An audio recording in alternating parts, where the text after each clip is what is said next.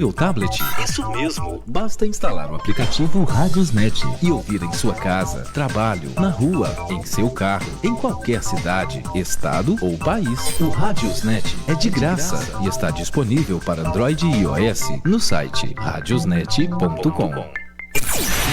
Atenção, em 5 segundos, direto ao ponto.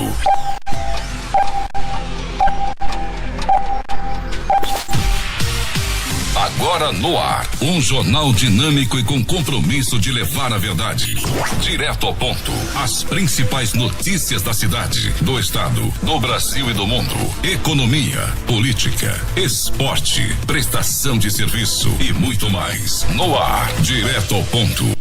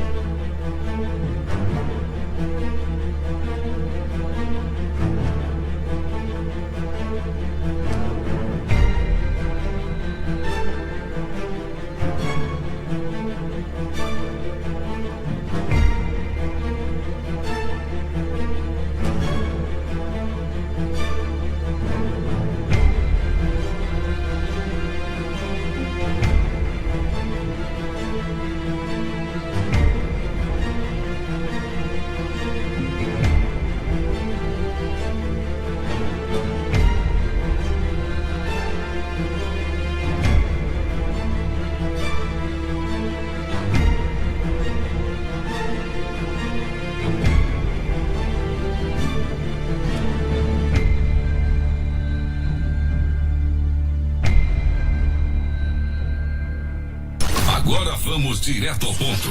Claudemir Nunes. 10 horas, 3 minutos, 10:03. Estamos chegando a partir de agora, aqui pela sua CN Mix, direto do município de Novo Oriente, para todo esse mundão de meu Deus, com mais um programa direto ao ponto até meio-dia. A comunicação e mixagem é desse amigo de vocês, Claudemir Nunes. A partir de agora você vai conferir os destaques, o que aconteceu de ontem para hoje, neste final de semana. As notícias locais, nacional e internacional. Hoje é segunda-feira, mais uma semana iniciando-se. 14 de agosto de 2023. Obrigado a você que está nesse momento na nossa companhia. Até ao meio-dia você liga e sintoniza aqui a CN Mix no município de Novo Oriente, através também das nossas fanpages no Facebook, aplicativos Radiosnet, Zeno Rádio, Rádio Box e plataforma CX. A Irapuá Web Rádio ali também, Crateus, na direção do companheiro Conrado Silva, levando até você o nosso programa direto ao ponto. Lembrando que a partir de agora você pode participar com a gente. Nosso DDD é o 889-9361-1909, portanto nosso WhatsApp 99361-1909.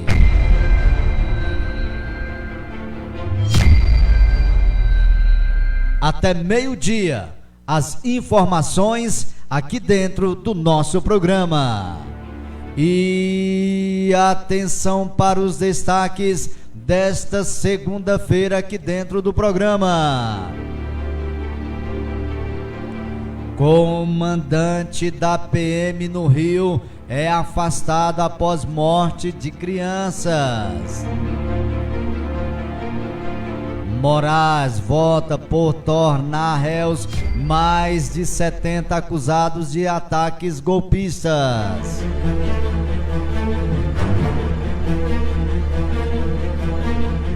Lula responde Mark Ruffalo no Twitter sobre a Amazônia. A Argentina realiza eleições primárias neste domingo, portanto, domingo ontem. Ministra defende cota para filmes brasileiros também no cinema. Morre no Rio José Murilo de Carvalho, membro da ABL, Academia Brasileira de Letras.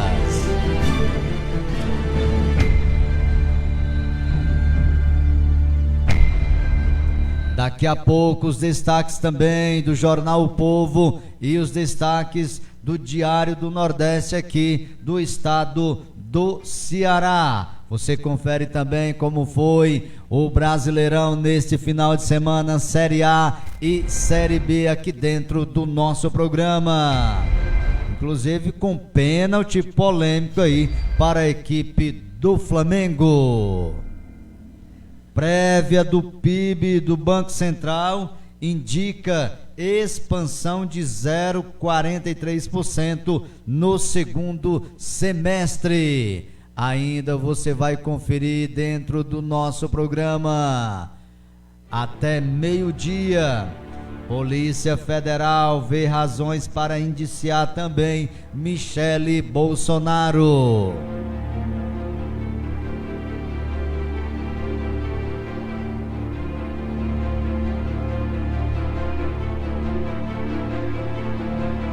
MC de brega, funk e mulher morrem após tiros. Falar em funk, né? Quem faleceu também nesse final de semana foi a pioneira do funk, aos 47 anos, MC Kátia. Daqui a pouco detalhes e ainda a contratação de Neymar para o futebol árabe. Foi a venda mais rentável para o PSG.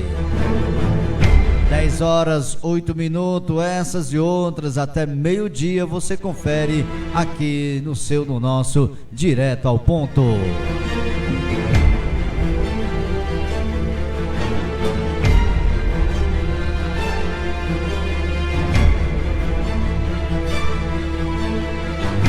Agora são 10 horas, 8 minutos, 10 e 8, muito obrigado. Aqui quem vos fala, esse amigo de vocês, de todas as manhãs, Claudemir Nunes, aqui pelo seu programa Direto ao Ponto. Já deixo um bom dia a você que está nos acompanhando através das nossas redes sociais, das nossas fanpages aí no Facebook, a você que está também junto com a gente através dos nossos aplicativos. Muito obrigado pela companhia, pelo carinho. Até meio-dia. A informação é aqui, local, nacional. Lembrando que daqui a pouquinho também a gente traz a área policial, que aconteceu de ontem para hoje. Destaques ainda com relação a um policial ferido ali no município de Crateús, ainda no sábado, e também para um suicídio aqui na nossa região. Daqui a pouco, informações aqui dentro do nosso programa. Até meio-dia, a informação não para.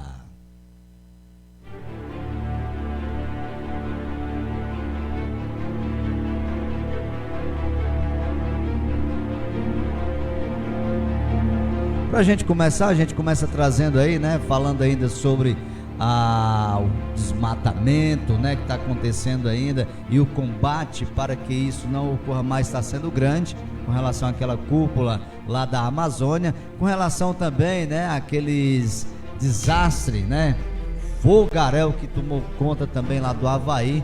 Vários depoimentos ainda no dia de ontem, muitas pessoas ainda desamparadas, brasileiros que residem lá, que moram naquela região, perderam, pode-se dizer, tudo, né?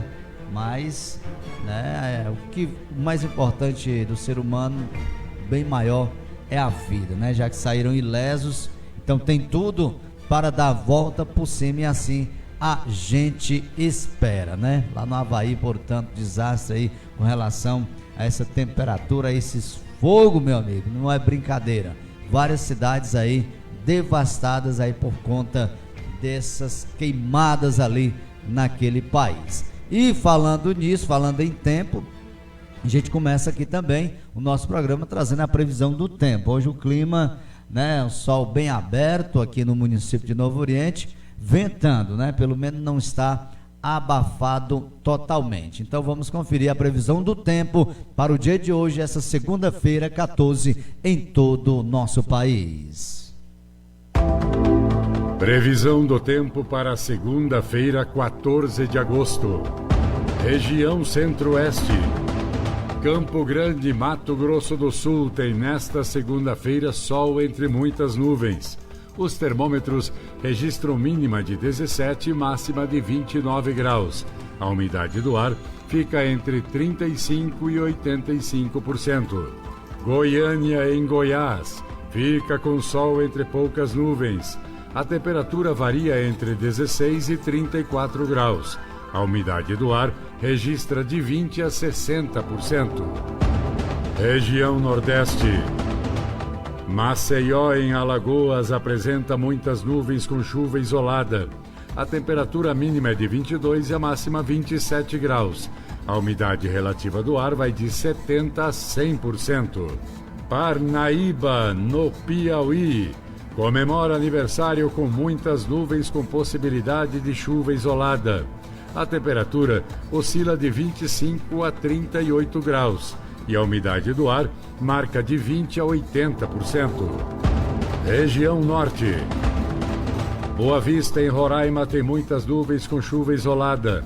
A temperatura marca mínima de 23 e máxima de 35 graus. A umidade do ar vai de 40% a 90%. Palmas, em Tocantins, fica com sol entre muitas nuvens. A temperatura oscila entre 21 e 36 graus. E a umidade do ar gira em torno de 20% a 65%. Região Sudeste. A cidade do Rio de Janeiro apresenta muitas nuvens com possibilidade de chuva isolada. A temperatura varia entre 19 e 24 graus. E a umidade relativa do ar vai de 65% a 100%. Barbacena, em Minas Gerais, comemora aniversário com muitas nuvens e possibilidade de chuva isolada. A temperatura é de 15 a 27 graus e a umidade do ar oscila entre 40% e 90%. Região Sul. Porto Alegre, capital gaúcha, tem nesta segunda-feira poucas nuvens com possibilidade de geada. A temperatura mínima é de muito frio, com mínima de 8 e a máxima de 20 graus. A umidade do ar é de 60% a 100%. Florianópolis, em Santa Catarina, fica com sol entre poucas nuvens. A temperatura oscila entre 13 e 22 graus. A umidade do ar vai de 60% a 90%. Você ouviu a previsão do tempo para esta segunda-feira, 14 de agosto. Com informações do INMET, o Instituto Nacional de Meteorologia, da Rede Nacional de Rádio em Brasília, Vladimir Filipim. Previsão do tempo na Rede Nacional de Rádio. Obrigado, Vladimir Filipim. Foram as informações aí da área do tempo aqui dentro do nosso programa. Deixa eu mandar um abraço, um bom dia aí, nosso companheiro o Coronel William, né, tá já ligado com a gente aí, participando e vendo aí a nossa live através do Facebook. Valeu, Coronel William, obrigado aí pela companhia. São 10 horas 15 minutos, 10 e 15. A informação aqui não para. Ontem, o que repercutiu muito, aliás, durante essa semana, e já vinha rolando há algum tempo, era a questão familiar da jovem atriz, né, a Larissa Manoela.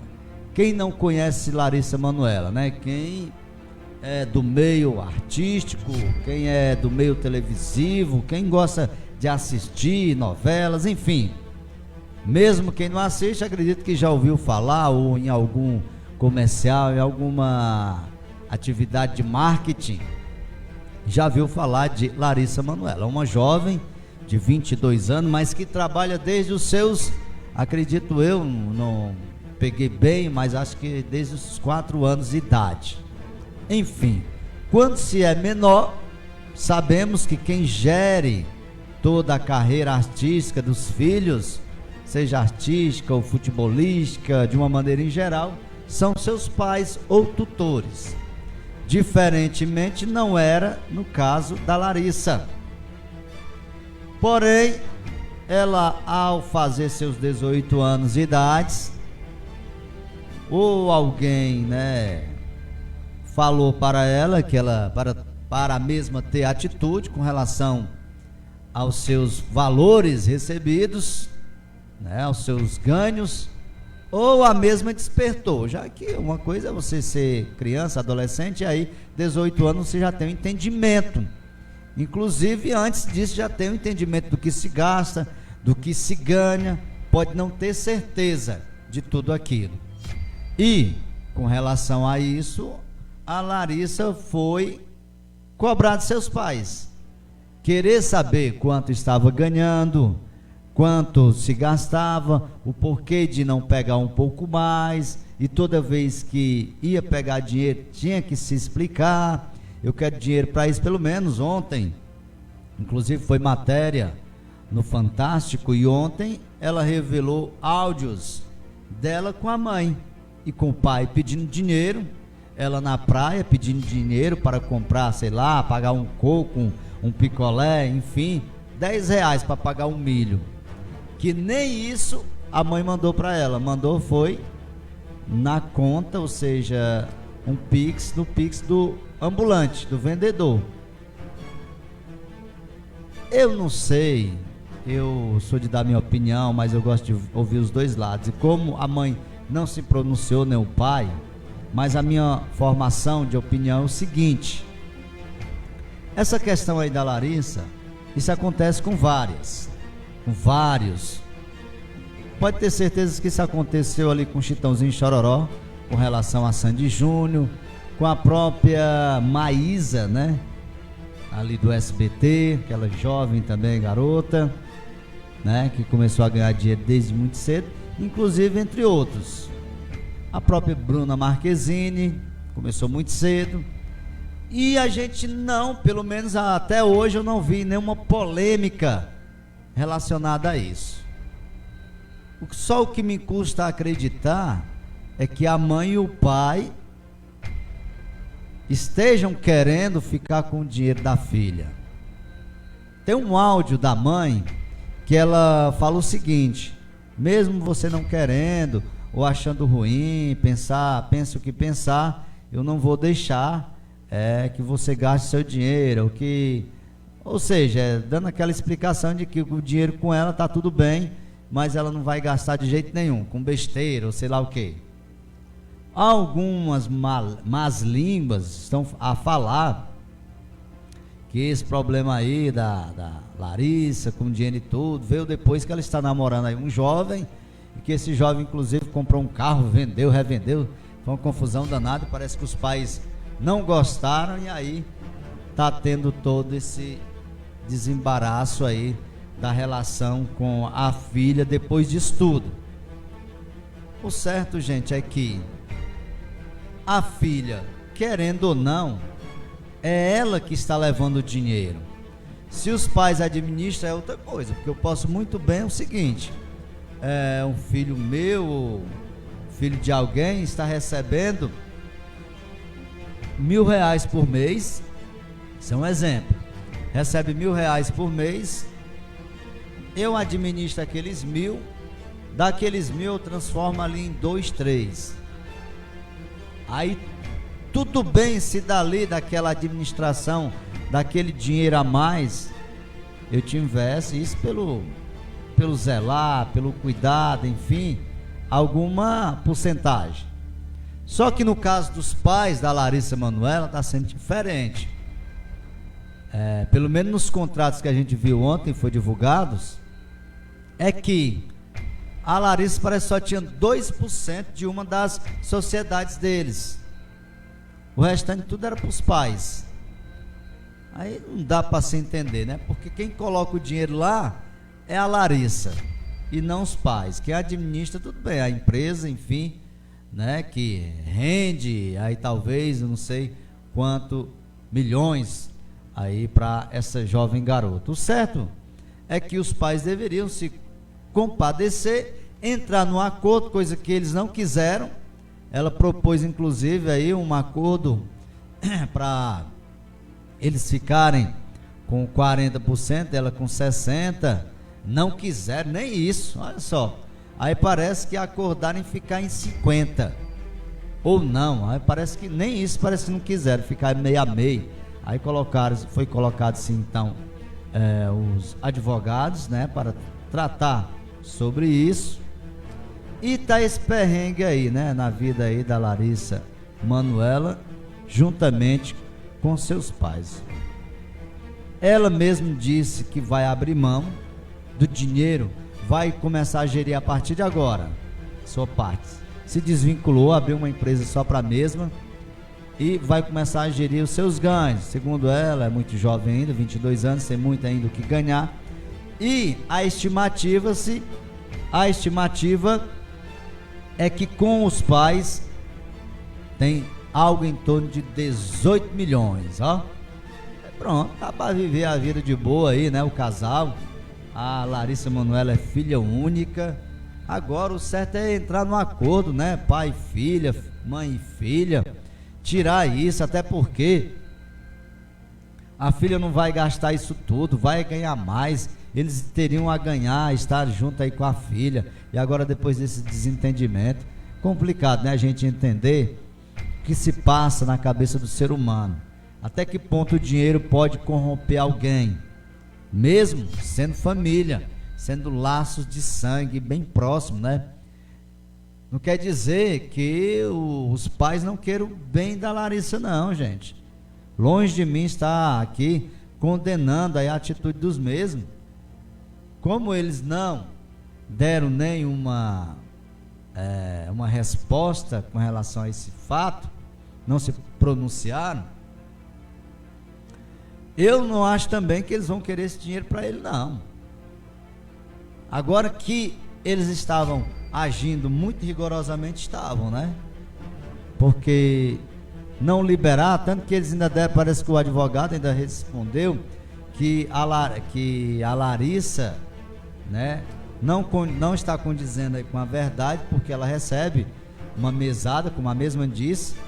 Isso tem até inclusive seus cartões de créditos. A gente não sabe, né, qual é o valor dos cartões.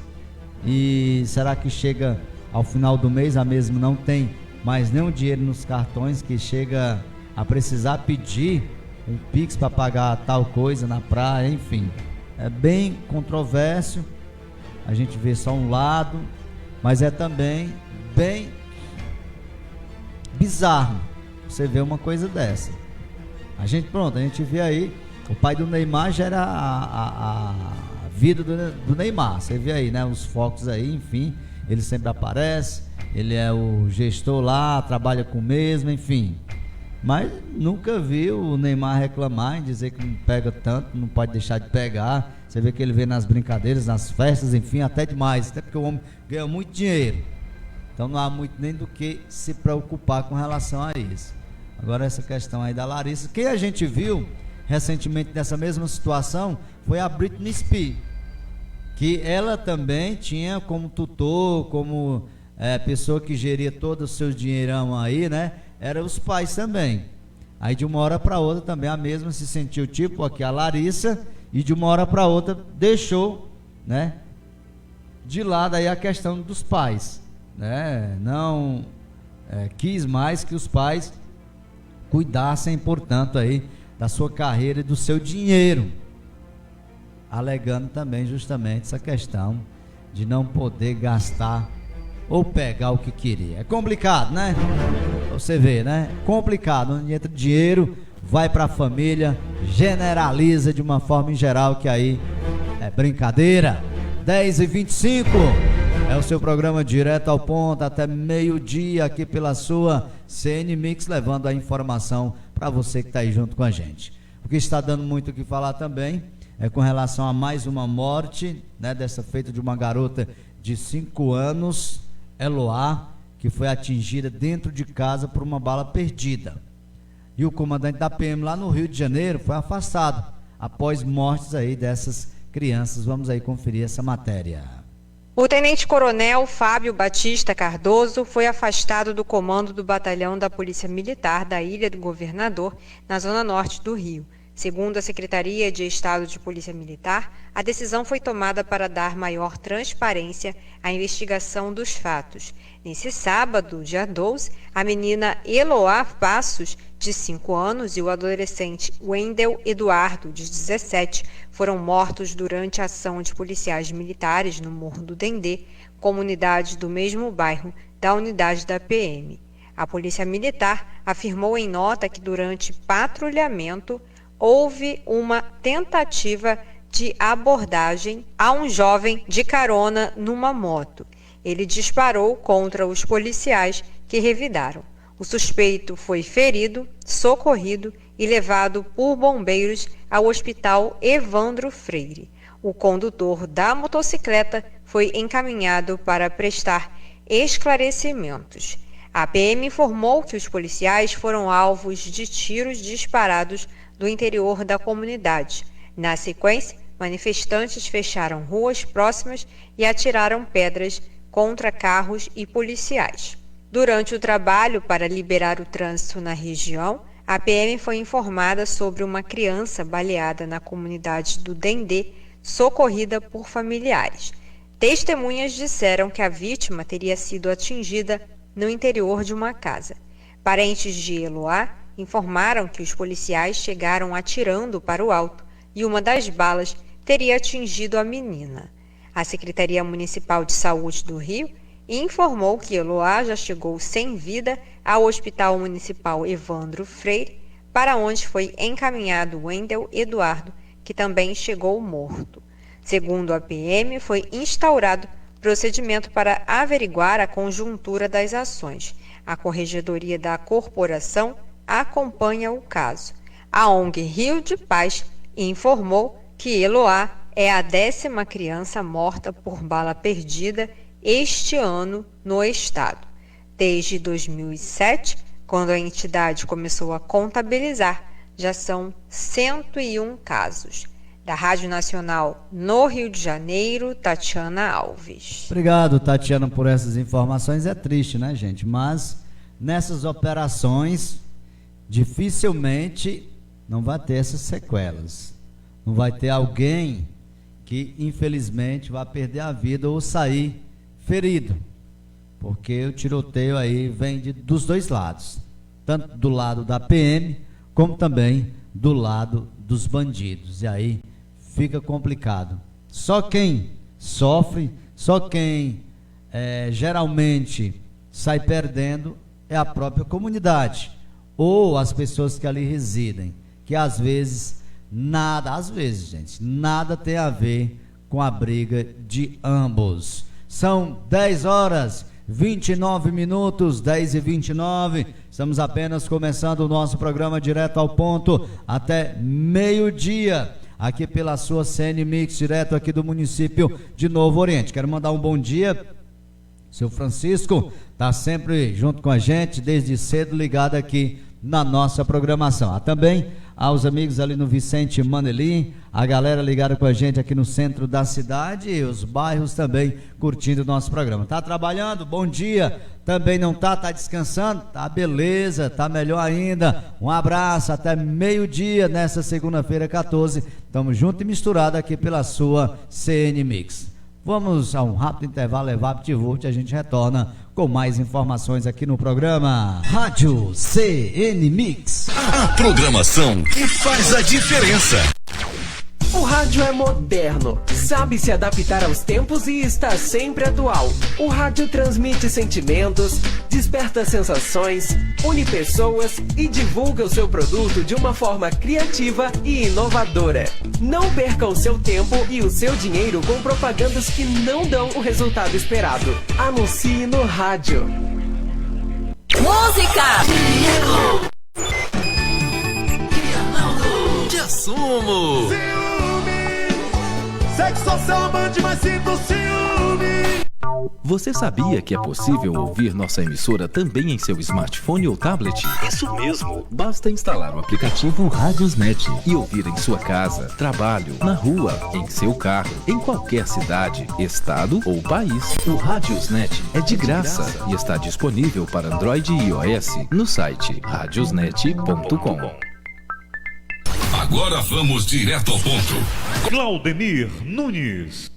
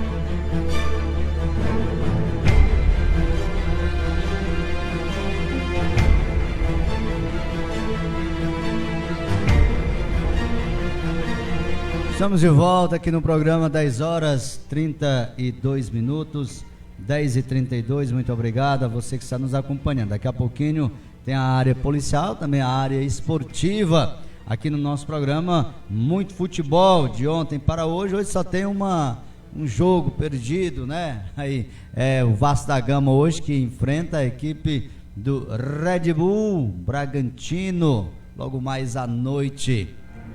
Inclusive a rodada de ontem, de sábado e ontem, foi muito boa para o Vasco, desde que ele faça a sua parte.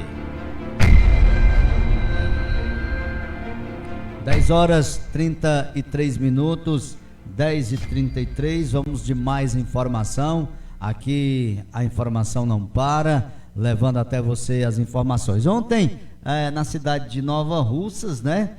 Tivemos aí, né, o Wesley Safadão. Anteriormente já tinha tido aí a apresentação do Léo Santana, né? Foi muito bem aplaudido, enfim, um grande show ali naquela cidade. E não deixando para trás, ontem foi a vez de Wesley Safadão, que é onde vai também leva bastante gente. E o mesmo anunciou que já está contratado aí para a festa do aniversário da cidade de Crateús do ano que vem. Prefeito Marcelo Machado, ali daquela cidade, já contratou, portanto, Wesley Safadão. O Safadão já está certo aí para tocar no ano que vem, né, no mês de julho, ali na cidade de Crateús. São 10h34, o novo PAC prevê investimento de até 30 bilhões na saúde até o ano de 2026. Vamos à matéria. Vamos lá, vamos trazer a matéria aí sobre o novo PAC.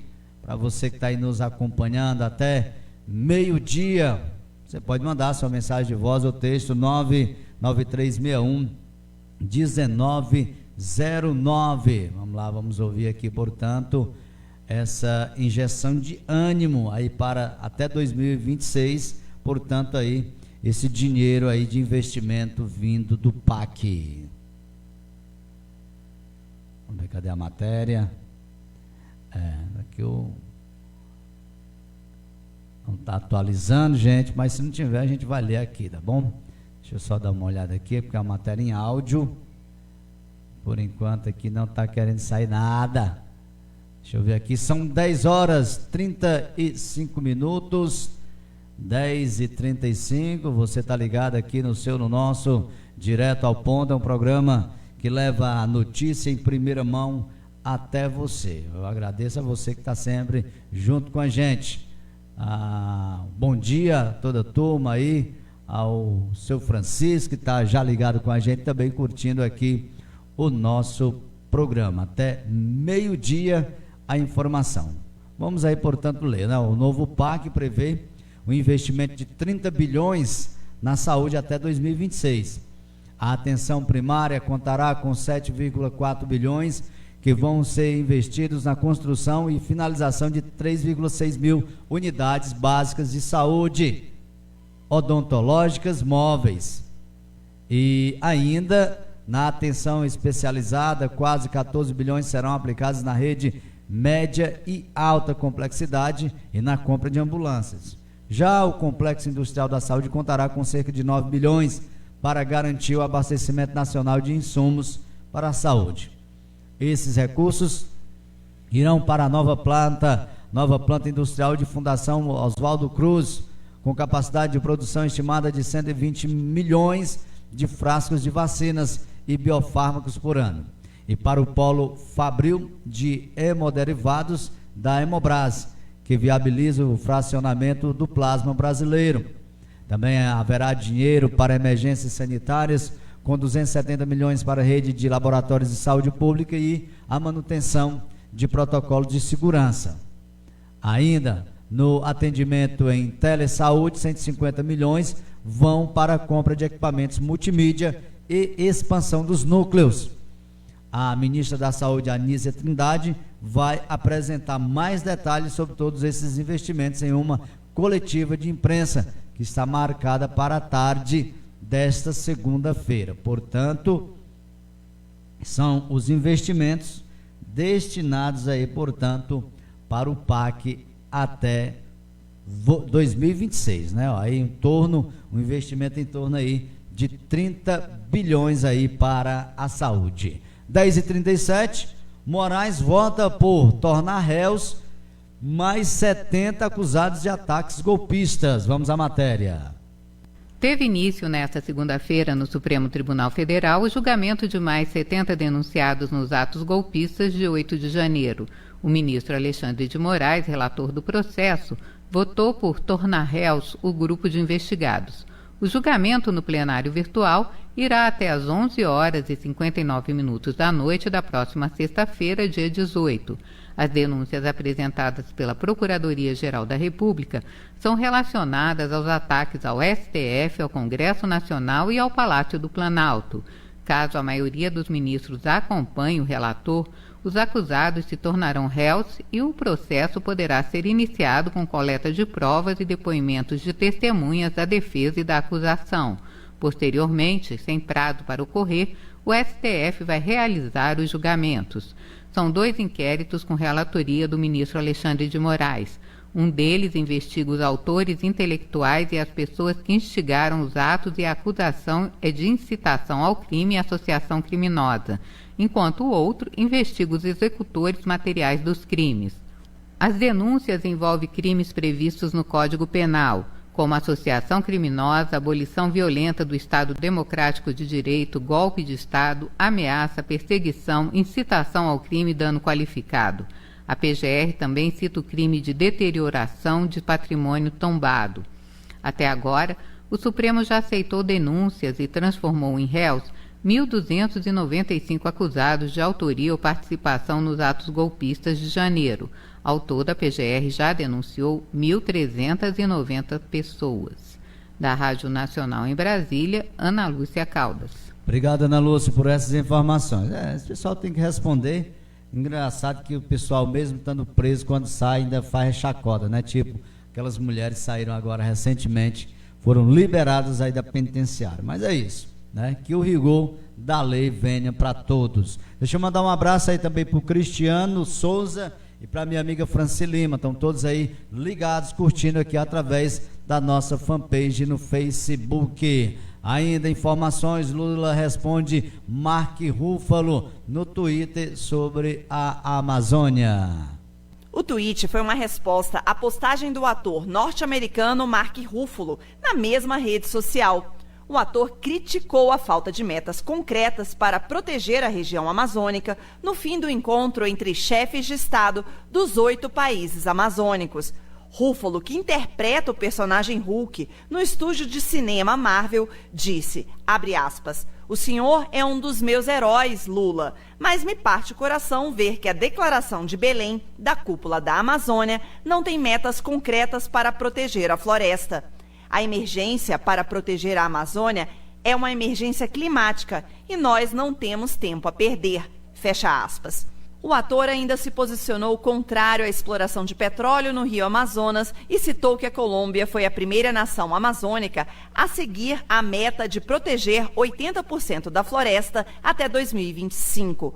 O ator reprovou a possibilidade de extração de petróleo na Amazônia e cobrou posicionamento internacional do Brasil pelo fato de 60% da Amazônia estar no país. Na publicação deste domingo, o presidente Lula defendeu a união para combater as mudanças climáticas e voltou a cobrar apoio financeiro estrangeiro, como fez durante a cúpula da Amazônia. Sobre a crítica de Ruffalo à declaração de Belém, o presidente explicou que foram estabelecidos vários compromissos, como um plano de segurança que vai criar bases fluviais e terrestres, segurança para proteger o bioma, e que este é o ponto de partida para a construção de um consenso em torno da proteção da Amazônia. Ao citar em seu texto que 50 milhões de pessoas vivem na Amazônia, Lula garantiu que seguirá trabalhando para estabelecer novas metas de preservação dos biomas, com justiça climática e qualidade de vida para essas pessoas. O presidente do Brasil apoiou ainda o desenvolvimento sustentável da região. Da Agência Brasil em Brasília, para a Rádio Nacional, Daniela Almeida. Obrigado, Daniela, por essas informações. O certo, eu não posso nem dizer que o Ruffalo esteja errado, né? Aí, o ator que faz o incrível Hulk, o Verdão. Mas o certo, gente, é que é bastante complicado, né? Quando se fala, já venho batendo também nessa tecla há bastante tempo, quando se fala de meio ambiente. É muito bonitinho no papel, mas quando vai para a prática, é bem complicado, tanto para quem está ali à frente, como os gestores, né, tomarem atitudes mais brandas. Por isso que o Marco Ruffalo cobrou aí o Lula, mesmo gostando de suas ações, viu que não teve muita ênfase na questão da preservação. É bastante complicado, mas é salutar sempre estar discutindo e tentando meios de procurar, né, não só preservar a Amazônia, mas todo o bioma, né, aqui do Brasil, que é bastante importante para a natureza, para o clima, para o tempo. São 10h43, a Argentina realiza eleições primárias. Foi isso ontem, né, no domingo. Vamos ver como é que foi aqui. Mais de 35 milhões de eleitores argentinos foram às urnas neste domingo para as eleições nacionais primárias, abertas, simultâneas e obrigatórias. Lá, quem tem de 18 a 70 anos é obrigado a votar. Como no Brasil, a partir dos 16 é permitido o exercício do voto. O pleito define os candidatos que vão disputar as eleições gerais de 22 de outubro para a presidência do país, além de 24 vagas de senadores e 130 cadeiras para deputados. Como no Brasil, o Congresso argentino é bicameral. São 257 deputados eleitos para mandatos de 4 anos, com eleições a cada 2 anos. Por isso, metade da Câmara muda agora. No caso dos senadores, há 72 vagas em mandatos de 6 anos de duração, com renovação também a cada 2 anos, mas neste caso são apenas 24 vagas.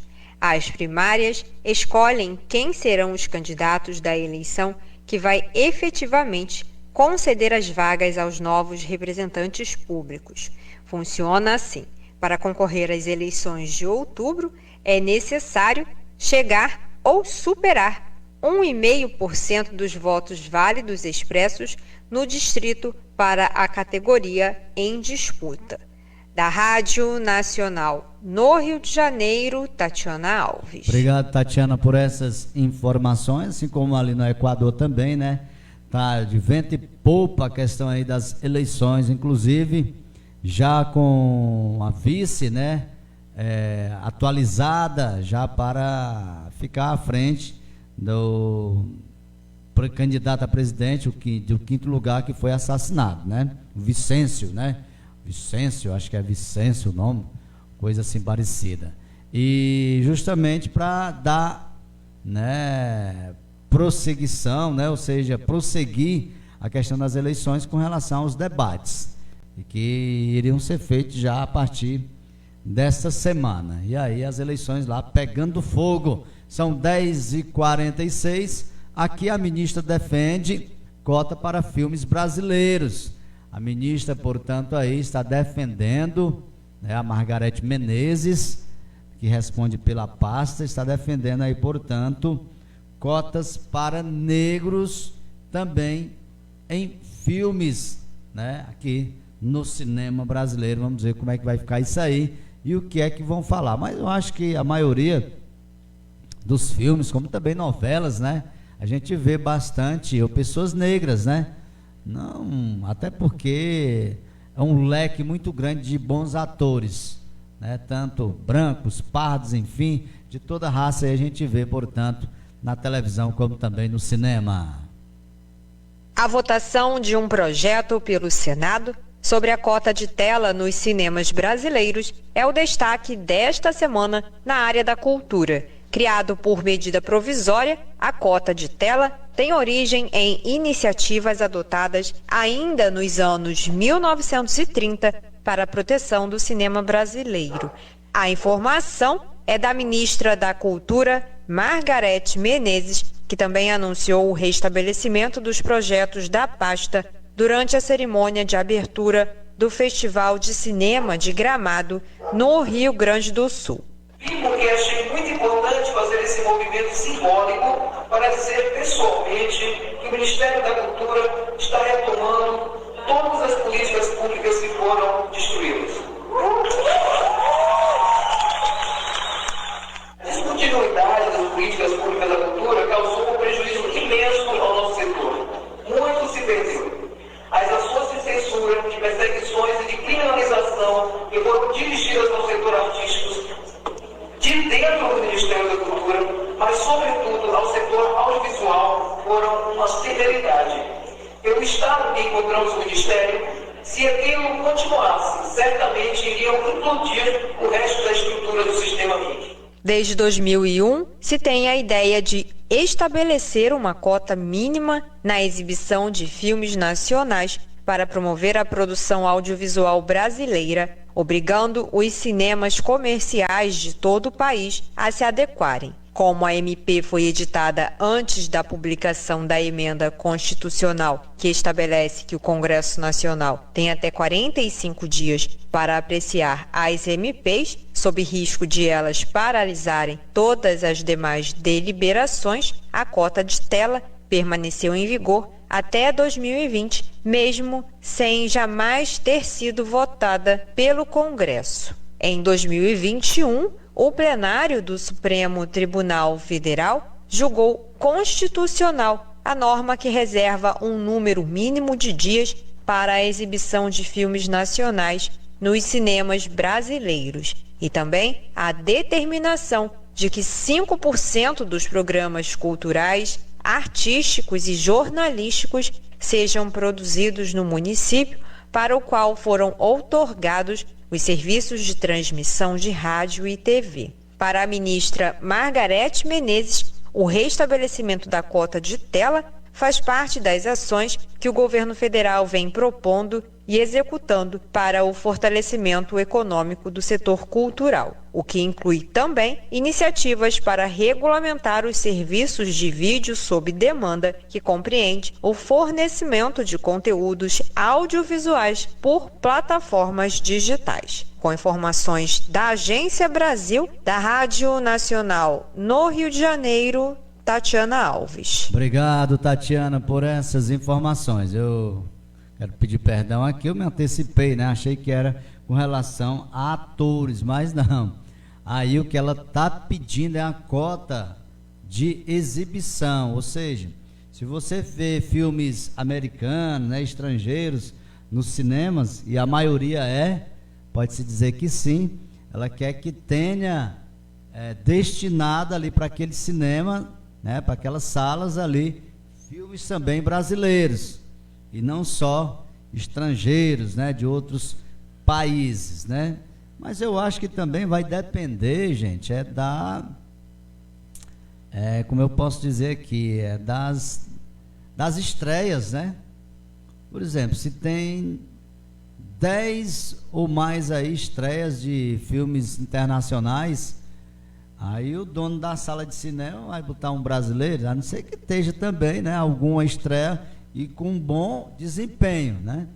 Senão o cabo vai só gastar dinheiro à toa também, né? Então, tem que se ver isso, a não ser que tenha também, lógico, um incentivo aí por conta da Secretaria de Cultura do país, né? Para incentivar também essas salas, até porque são salas privadas, né? São salas privadas, e aí o cara não vai colocar, não vai queimar dinheiro, né? Se não for um bom filme, ele não vai só por conta da cota estar disponibilizando alguns filmes nacionais que não vão render para o mesmo. São 10h51, já vamos já trazer também as informações do Diário do Nordeste, aí também do jornal O Povo, aqui do estado do Ceará, para você que está aí acompanhando o nosso programa. 10h52, eu vou um rápido intervalo, mas eu volto já com muito mais informação aqui no nosso programa Direto ao Ponto. Rádio CN Mix. A programação que faz a diferença.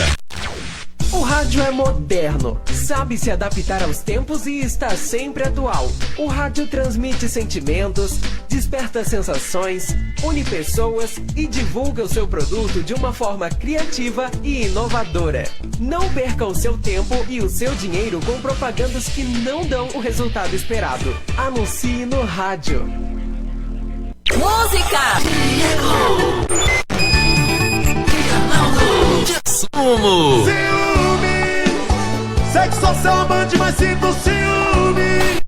Você sabia que é possível ouvir nossa emissora também em seu smartphone ou tablet? Isso mesmo! Basta instalar o aplicativo Radiosnet e ouvir em sua casa, trabalho, na rua, em seu carro, em qualquer cidade, estado ou país. O Radiosnet é de graça e está disponível para Android e iOS no site radiosnet.com. Agora vamos direto ao ponto. Claudemir Nunes.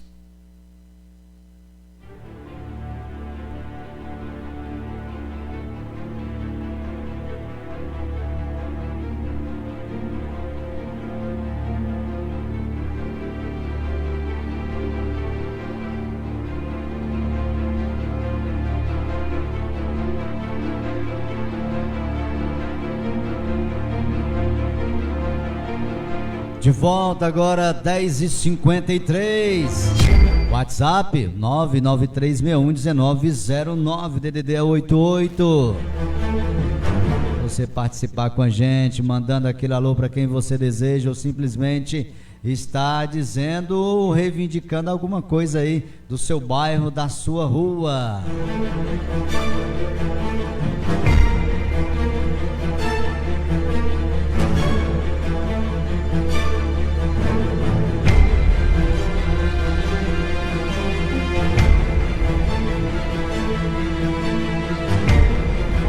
Vou trazer agora, né, já que são 10h54, trazendo aí, portanto, as informações logo aqui de cara para você aí do Diário do Nordeste. As informações do dia de hoje.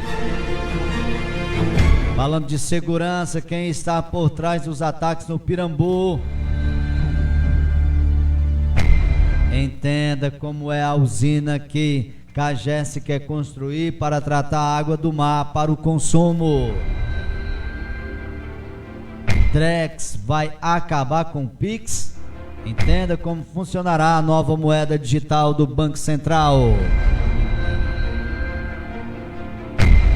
Cearense que perdeu 3 filhos para o câncer morre aos 53 anos. Regis Feitosa aguardava transplante. Triste, né, gente? Eu já vou comentar aqui essa informação para vocês. Jovem de 21 anos é morto a tiros em barraca de praia na Avenida Beira-Mar, em Fortaleza. Dupla é presa. Goleada com autoridade faz Fortaleza terminar o primeiro turno do Brasileiro sem sustos.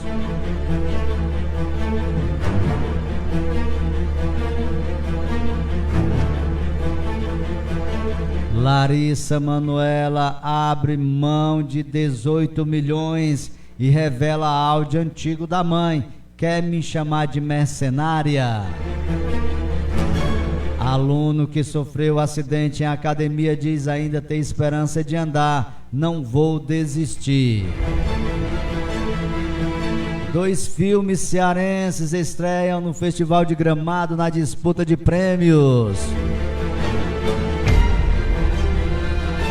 Inflação dos combustíveis em alta na capital cearense.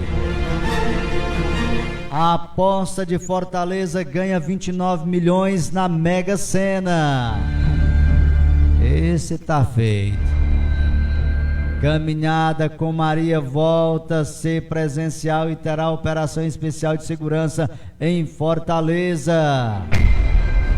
Dia de Assunção, ou seja, dia da Assunção de Nossa Senhora, é feriado em Fortaleza.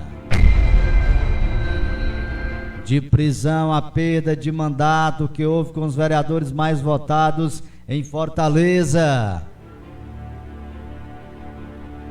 Dominar o jogo não basta, o Ceará é preciso ser efetivo para lutar pelo acesso. Isso devido a mais uma derrota do Ceará no dia de ontem. Daqui a pouco mais detalhes sobre isso no esporte.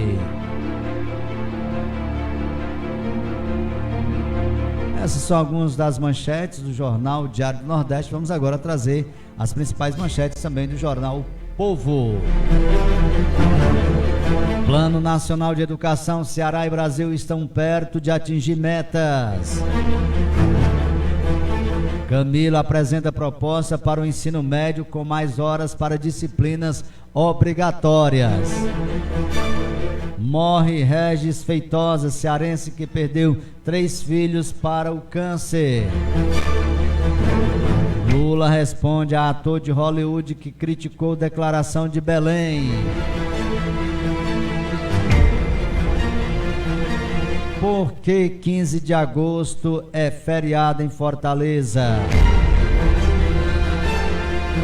Melhores momentos, a goleada do Fortaleza sobre o Santos. Veja ainda os melhores momentos da vitória, ou seja, de Vitória 1, Ceará 0 pela Série B. Com juros caindo, vale a pena financiar casa e carro agora? Homem atingido por aparelho de academia está se adaptando à nova rotina. Com semifinais definidas, Copa Feminina terá campeão inédita.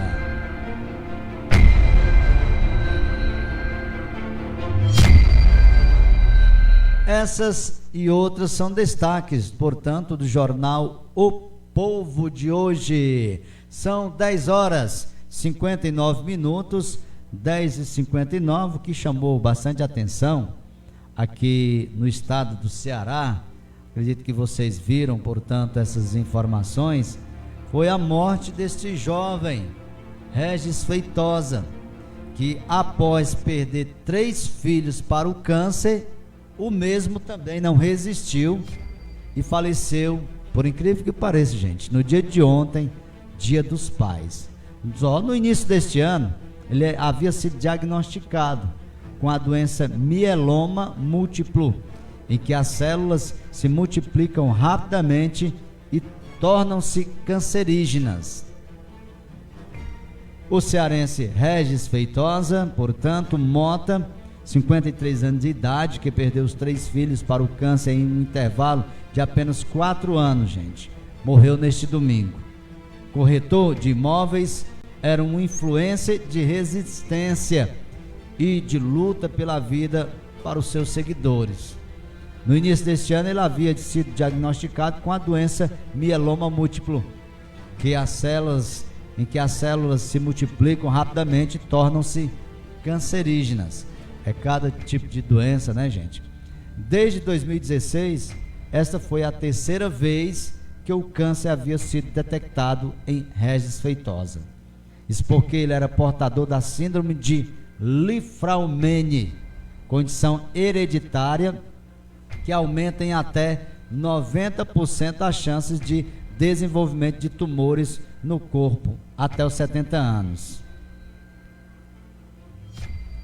Regis, portanto, ou seja, os filhos, a Beatriz era filha caçula de Regis e faleceu em 2018, com 10 anos, quando foi diagnosticada com leucemia linfóide aguda. Ela ainda chegou a passar por um transplante de medula, porém meses depois a doença voltou. Já o outro filho foi Pedro, de 22 anos. O jovem teve 5 episódios de câncer, mas em 2020 descobriu um tumor no cérebro e faleceu. A perda mais recente de Regis foi Ana Carolina, de 25 anos. Na infância, ela lutou contra a leucemia e resistiu. No entanto, em 2021 descobriu um tumor no cérebro e em novembro de 2022 Ana Carolina faleceu. Ao todo, ele e os filhos receberam 12 diagnósticos para a doença. O que é a síndrome de Li-Fraumeni? A síndrome de Li-Fraumeni é uma doença hereditária de predisposição ao câncer. Dessa forma, as pessoas diagnosticadas possuem um risco muito maior de desenvolver diversos tipos de câncer, independente, portanto, da idade. A doença ocorre devido a uma alteração no gene TP53, um gene supressor tumoral. Porém, vale ressaltar que a doença por si só provoca sintomas. Além disso, não tem tratamento. Por se tratar de uma doença hereditária, é comum que ocorra em várias pessoas da mesma família. Quando alguém com a síndrome tem um filho, há 50% de risco desse filho também nascer com a condição. Lamentável, né, gente? Portanto, aí, perdeu 3 filhos, aí num intervalo de 4 anos, e aí ele com 53 anos também perde a sua vida, vítima de um câncer. E no dia de ontem, né? Lamentavelmente. São 11h03, 11h03, programa direto ao ponto até meio-dia, levando a informação aqui através da nossa CN Mix e através também dos nossos aplicativos e fanpages no Facebook.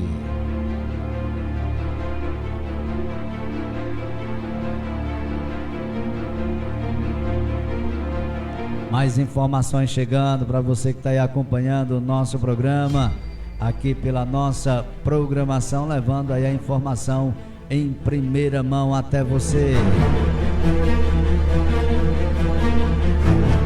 Morre no Rio José Murilo de Carvalho, ele que foi membro aí da Academia Brasileira de Letras. Vamos à matéria. Está marcado para esta segunda-feira, a partir das 9 horas, na Academia Brasileira de Letras, o velório de José Murilo de Carvalho, considerado um dos maiores historiadores e intelectuais brasileiros.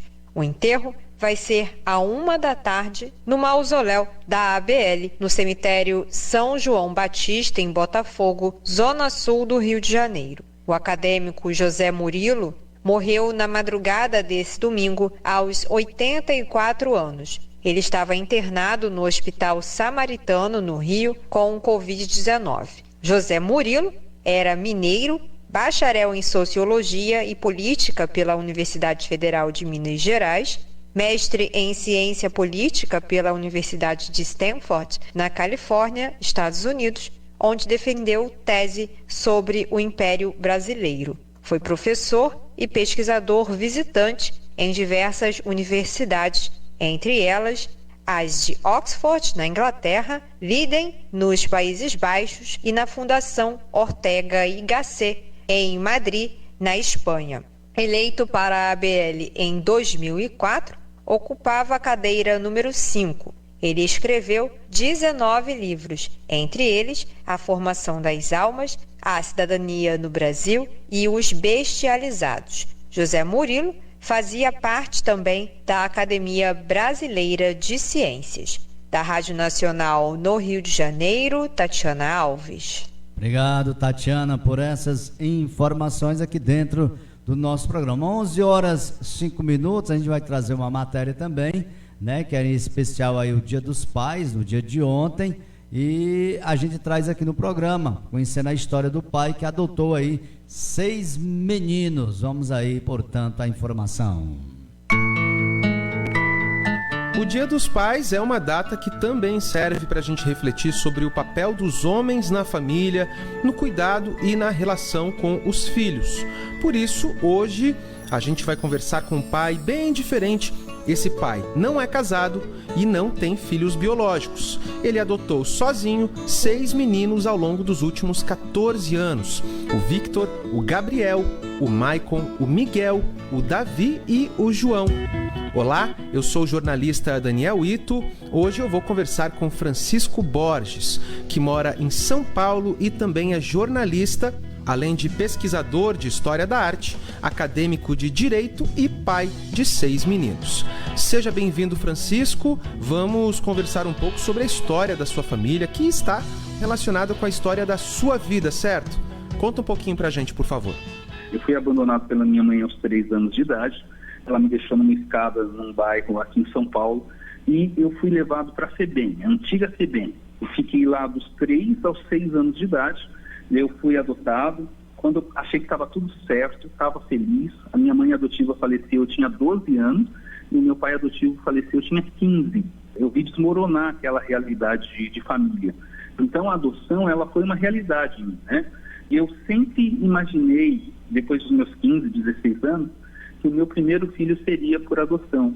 E isso realmente aconteceu quando eu estava com 30 anos de idade. Eu adotei meu primeiro filho, que hoje está comigo, já faz 14 anos. E foi uma das melhores experiências que eu tive. Acompanhar o seu crescimento, acompanhar o seu desenvolvimento, a gente construir uma história juntos. E depois de 10 anos que ele estava comigo, eu comecei a amadurecer a possibilidade de aumentar a nossa família, né? Perfeito, Francisco. Então, o Vitor foi o seu filho único durante 10 anos, né? E por que você esperou todo esse tempo, então, antes de adotar mais crianças? Porque eu queria vivenciar todas as experiências realmente com o meu filho, né? Com o meu primeiro filho. E quando ele estava com 10 anos, eu percebi que nós já tínhamos o laço suficiente para que outras pessoas pudessem adentrar essa família. E eu comecei a conversar com ele. Não foi uma conversa de uma sentada, de um fim de semana. A gente passou mais ou menos 2 anos conversando sobre o fato. E somente depois, quando ele estava com 12 anos, 2 anos depois do início da conversa, é que eu voltei ao fórum, dei entrada ao processo de adoção, até que chegou o momento, no final desse processo, de ser apresentado a 2 desses meus outros filhos. O Gabriel, que hoje tem 14 anos, e o Maicon, que hoje tem 11 anos. Isso já faz 2 anos e meio que eles estão na nossa família e foi uma experiência muito legal. Diferente da primeira, que o Victor era recém-nascido e eles já eram maiores, né? Sim, foram situações bem diferentes mesmo, né? Quando você adotou eles, o Gabriel tinha 11 anos e o Maicon tinha 9. Geralmente as pessoas querem adotar crianças mais novas, recém-nascidas. Aí a gente também pode falar de um processo de adoção chamado adoção tardia, que são crianças maiores, que muitas vezes são renegadas ou não são enxergadas como possibilidade também de terem uma família. Muitas pessoas, elas não querem adotar crianças maiores ou adolescentes porque acham que vão perder as primeiras vezes, sabe? Os primeiros passos, as primeiras experiências. Não é o preconceito jogado ao léu, não, é que elas têm medo de perder isso. Tenho aqui um pensamento, se você me permite compartilhar com você. Claro. Se uma pessoa nasce e vive uma média de 70, 80, alguns mais, né? Por que a gente vai definir uma criança ou um adolescente como não sendo uma pessoa capaz de ressignificar sua história, seus passos, seus caminhos, se ele tem 5, 6, 10, 15, 16 anos, 17 anos? É importante também dizer que as pessoas que estão nesses locais de abrigo, quem são a maioria ali? São as crianças pardas e as crianças negras. Então, é importante que a gente repense, reflita, que essas pessoas também foram fragilizadas em tudo. Nas primeiras vezes também. Então, mesmo que chegue uma criança maior, muitas das experiências que para a gente é muito comum, talvez elas não tenham vivido. Então, você que é pai, você que é mãe, você que deseja, você vai viver muitas das primeiras vezes com essa criança ou adolescente, porque ela não teve a oportunidade de vivenciar isso. Isso é importante a gente pensar, viu? É verdade, Francisco. Bom, e aí recentemente você adotou mais 3 irmãos, né? Também como adoção tardia. Como foi que você conheceu o Miguel, o Davi e o João?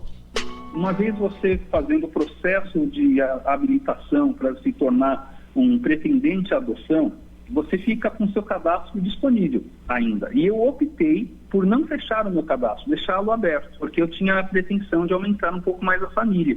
E vendo alguns grupos de apoio à adoção por busca ativa, que é uma forma dentro da adoção, eu encontrei um grupo de irmãos lá no Espírito Santo que estava disponível para adoção em um abrigo e entrei em contato para saber mais. Fui autorizado pela Vara da Infância e o Tribunal de Justiça do Espírito Santo em me aproximar para poder conhecê-los. Fizemos esse processo e hoje, daqui a alguns dias, né? Completamos 1 ano que eles estão comigo e o processo de adoção deles também já foi finalizado. Chegou comigo aqui em casa com 3 anos, o do meio com 5 e o maior com 10. Todos já fizeram aniversário, todos estudam, todos estão bem felizes. A gente está se construindo, né? Família é isso, é uma construção diária. Então a gente está se construindo a cada dia e está sendo bom. Que legal, Francisco. Então, vocês 7 construíram laços muito fortes ao longo de todos esses anos, não é mesmo? Os laços que estão construídos pelo olhar consistente de cada dia é tão forte quanto os laços sanguíneos. E muitas vezes é mais eficaz, porque quando você olha com atenção, você sabe quais as dificuldades, quais as fragilidades, o que a gente precisa reforçar. Nem sempre o laço sanguíneo somente, ele vai te dar todos esses retornos, né? É verdade. E além de você ter adotado 6 meninos, você também é pai solo, não é mesmo? E imagino que não deve ser uma tarefa muito fácil. O que eu posso lhe dizer é que eu estou muito consciente do hoje. Estou consciente de que tudo está muito caro financeiramente manter, eu tenho que manter esses com a maior dignidade que eu posso oferecer a eles. Mas o que eu estou comprometido hoje é com olhar e estabelecer os laços que a gente já tem, porque é uma responsabilidade. Por isso que eu quero dizer da importância da rede de apoio. E essa rede de apoio não é só na adoção. Essa rede de apoio, ela se dá em famílias convencionais também.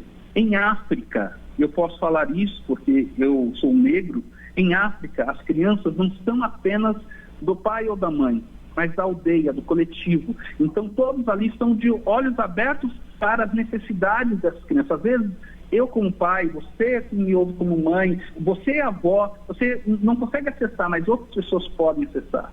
E compartilhar isso é compartilhar uma sociedade mais saudável, mais comprometida, é permitir que o outro também possa orientar, porque uma orientação certa, na hora certa, faz uma diferença danada. Faz mesmo, Francisco. Bom, e você citou agora o fato de você ser negro, seus filhos também são negros, você é homem, pai solo, né, em uma sociedade que é marcada pelo machismo, principalmente nessa relação paterna.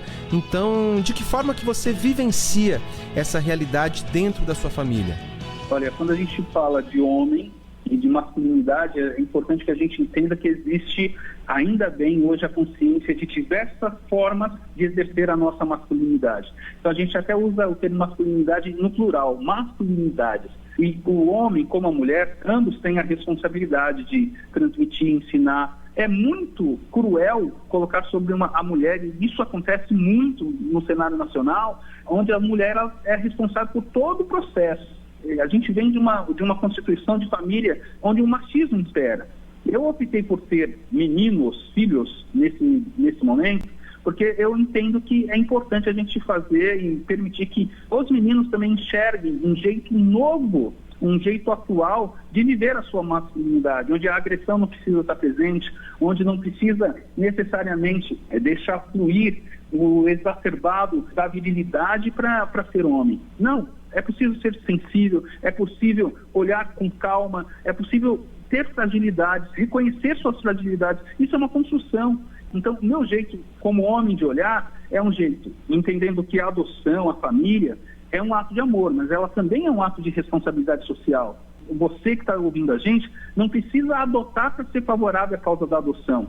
Você pode tentar conhecer quais são as realidades dos abrigos, tentar compreender o que leva famílias a ficarem fragilizadas ao ponto de ter que entregar, muitas vezes, uma criança para adoção, porque nem a criança e nem os membros da família, de forma consciente, têm o propósito de finalizar os seus laços. Se isso acontece, é porque houve uma fragilidade imposta. E é isso que a gente tem que evitar.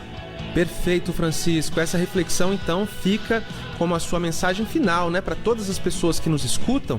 E, em nome dos ouvintes da Rádio Nacional, eu agradeço pela sua participação, por compartilhar a sua história com a gente e desejo muitas felicidades para você e também para os seus filhos.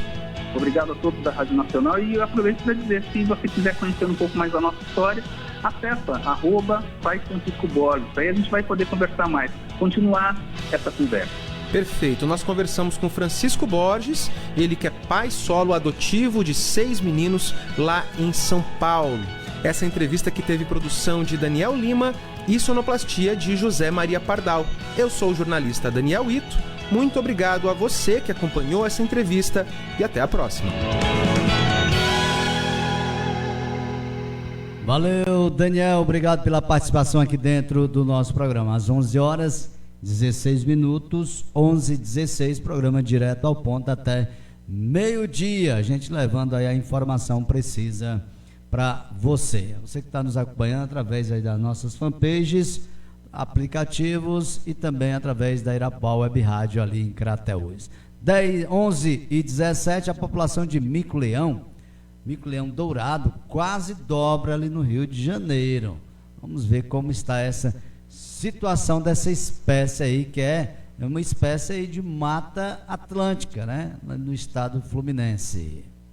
O número de micos-leões dourados no Rio de Janeiro quase dobrou de 2019 para 2023, passando de 2,5 mil para 4,8 mil. A espécie existe apenas nas áreas de Mata Atlântica do estado fluminense e está em perigo de extinção, o que reforça a importância desse aumento.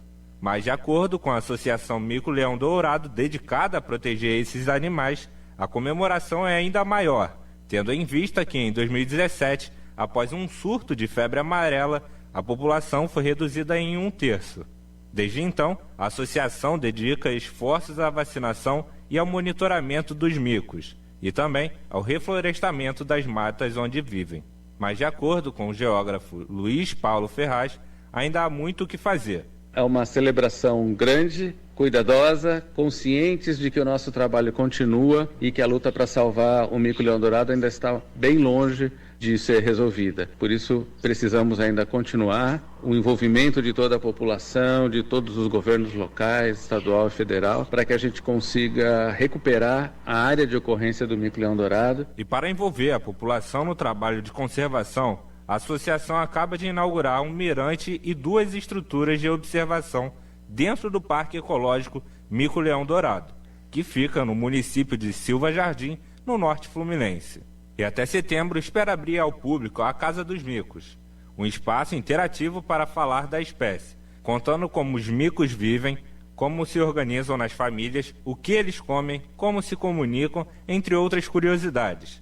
A intenção é conscientizar o visitante sobre os animais e também sobre a Mata Atlântica, o bioma mais devastado do nosso país.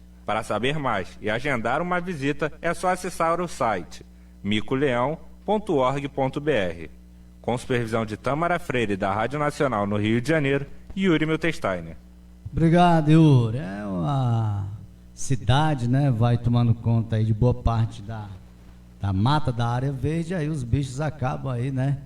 Passando aí para as casas, enfim, para a região que não é o habitat deles. 11h19, falando ainda da criança de 5 anos e o adolescente de 17 que morreram na operação da PM lá no Rio de Janeiro. Uma criança de 5 anos e um adolescente de 17 anos morreram neste sábado durante a operação da Polícia Militar no Morro do Dendê, na Ilha do Governador, zona norte da cidade do Rio de Janeiro. As circunstâncias das mortes têm 2 versões, a da PM e a de testemunhas. A da PM diz que uma equipe do 17º Batalhão, na Ilha do Governador, foi atacada a tiros durante uma abordagem a 2 homens em uma motocicleta e que revidou os disparos, atingindo o adolescente, identificado como Wendel Eduardo, que portava uma arma. Ele foi levado para o Hospital Evandro Freire, também na Ilha do Governador, mas já chegou morto. O outro ocupante da moto foi preso. Ainda segundo a PM, na sequência, moradores fizeram uma manifestação na via de acesso à comunidade e atearam fogo em um ônibus. O batalhão de rondas e controle de multidão foi chamado para dar apoio e, posteriormente, se soube que uma criança havia sido baleada no interior da comunidade do Dendê e socorrida por familiares, mas que não resistiu ao ferimento. Na versão de testemunhas, Wendel teria levantado as mãos durante a abordagem, mas que mesmo assim um policial atirou nele. A morte da menina Eloá Passos ocorreu 1 hora depois, quando os policiais que foram reprimir a manifestação fizeram vários disparos em direção à comunidade, atingindo a menina que brincava com a mãe no quarto. O Instituto Fogo Cruzado e a ONG Voz das Comunidades divulgaram nota conjunta dizendo que com a morte da menina Eloá, o Rio de Janeiro atingiu a marca de 16 crianças baleadas em 2023 e que 7 delas morreram.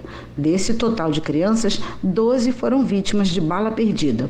A nota afirma que esse marco é absurdo e deveria ser motivo para a mobilização do conjunto da sociedade. Em outro trecho, diz que a população carioca clama às autoridades responsáveis para que trabalhem com firmeza pela preservação das vidas das nossas crianças e que implementem medidas urgentes para evitar que novos casos ocorram. A PM informou que instaurou um procedimento para apurar a conjuntura das ações, que a Corregedoria da Corporação acompanha os trâmites e que as imagens das câmeras corporais dos policiais serão disponibilizadas para auxiliar as investigações. Já a Polícia Civil disse que a Delegacia de Homicídios da capital investiga as mortes de Wendel Eduardo de Almeida e de Eloá da Silva Santos. Da Rádio Nacional no Rio de Janeiro, Cristiane Ribeiro. Obrigado, Cristiane. Sem dó, vai dar muito o que falar, inclusive aí já está acontecendo, né? Que já foram aí afastados, portanto, o comandante aí desta operação lá no Rio de Janeiro. São 11h23. Bolsonaro diz que entregará dados financeiros à Polícia Federal, no caso aí das joias. O ex-presidente da República, Jair Bolsonaro, disse que vai apresentar às autoridades todas as informações bancárias e fiscais solicitadas pela Polícia Federal no caso da venda ilegal de presentes de luxo recebidos no exercício do cargo. A informação foi divulgada pelos advogados de Bolsonaro nesta sexta-feira. A defesa afirmou ainda que o ex-presidente jamais se apropriou ou desviou quaisquer bens públicos. O anúncio ocorreu após a divulgação por veículos de imprensa de que a Polícia Federal pediu a quebra dos sigilos bancário e telefônico de Jair Bolsonaro. Nessa sexta-feira, a PF realizou a operação que investiga o desvio de presentes de luxo do governo da Arábia Saudita entregues ao então presidente da República e a possível venda desses bens e ocultação dos valores. A PF fez busca e apreensão em endereços do general da reserva Mauro César Lourena Cid, do advogado Frederico Assef e do tenente Osmar Crivellati. Mauro César Lourena Cid é pai do ex-ajudante de ordens de Jair Bolsonaro, o tenente-coronel Mauro Cid, que está preso desde maio. A operação da Polícia Federal foi autorizada pelo ministro do Supremo Tribunal Federal, Alexandre de Moraes. Na decisão, Moraes cita que Mauro Cid, o filho, atuou na tentativa de vender itens de luxo para que o dinheiro fosse para os bens do ex-presidente Jair Bolsonaro. Um dos produtos citados é um kit masculino de grife, com caneta, um anel, abotoaduras, um rosário árabe e um relógio. A polícia constatou que o kit foi levado de volta para os Estados Unidos em avião presidencial para ser colocado em leilão, mas não foram arrematados por outros motivos. Após a investigação do Tribunal de Contas da União e de notícias na imprensa, os itens foram recuperados pelos investigados e, finalmente, devolvidos ao Estado brasileiro na agência da Caixa Econômica Federal. A PF também identificou que Mauro Cid vendeu para lojas nos Estados Unidos itens de um segundo kit de joias, em ouro branco. Um relógio da marca Rolex, em ouro branco e diamantes, chegou a ser vendido separado das demais joias. Procuradas, as defesas dos alvos da operação da PF não responderam até o fechamento da reportagem. Da Rádio Nacional, em Brasília, Renato Ribeiro.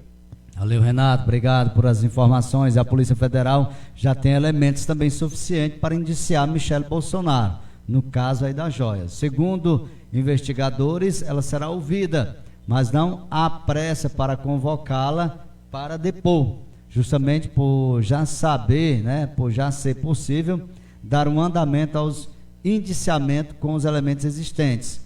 Com toda certeza vai ser indiciada, sem dúvida alguma, diz um policial federal, sem apontar por quais crimes. A investigação apura ilegalidades como peculato, que é o desvio de recursos públicos, e lavagem de dinheiro.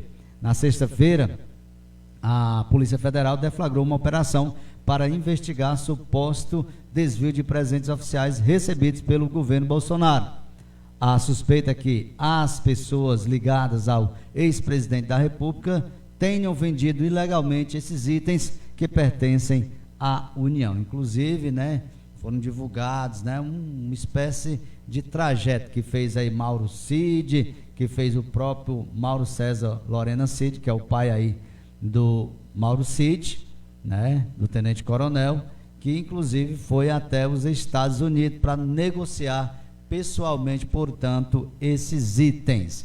Vamos ver aí, vamos esperar o que é que vem aí depois dessas investigações a respeito ainda dessas joias. É muita confusão, é muito o que dizer, muito o que falar, e não sei se vai dar algo relacionado à questão de crime por conta disso, mas vamos esperar, porque conversa e investigação está tendo muitas. Prévia do PIB do Banco Central tem uma alta de 0,43% no segundo trimestre, e mostra aí a desaceleração da economia. Resultado pelo BC foi calculado após ajuste sazonal, uma espécie de compensação para comparar períodos diferentes. A comparação foi feita com os 3 últimos meses de 2022.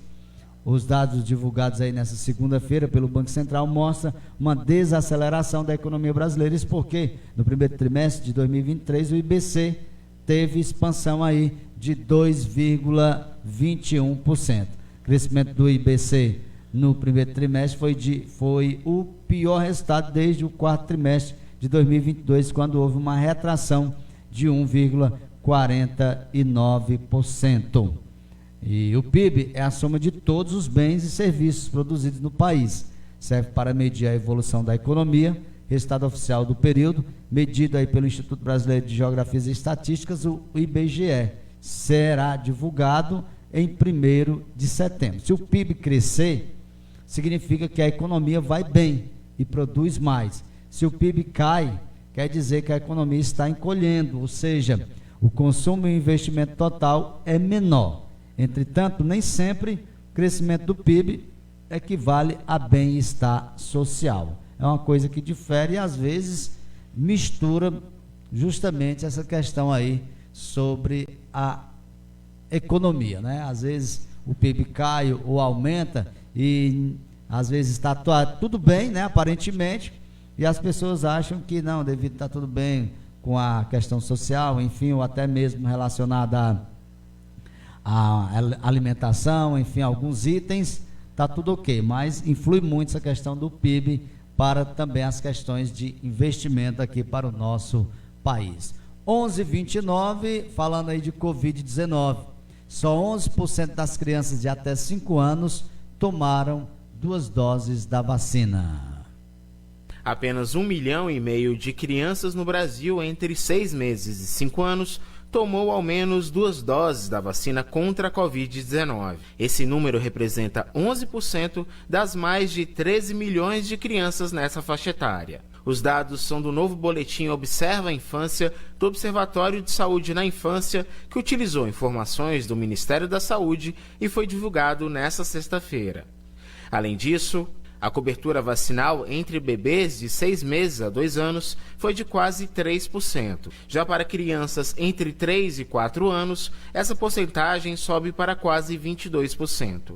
Segundo o infectologista Wesley Júnior, apesar da diminuição na evolução dos casos de Covid, ainda há ocorrência de casos graves. O médico ressalta a importância da vacinação. Nós observamos que esses casos graves estão ocorrendo em que faixa da população? Da população que não recebeu vacina. Tanto população idosa, de idade média ou até crianças. É necessário vacinar, porque é nítido que quando começamos a vacinar, as taxas de gravidade e de infecção reduziu. O Brasil registrou entre janeiro e julho de 2023 80 mortes de crianças de até 4 anos.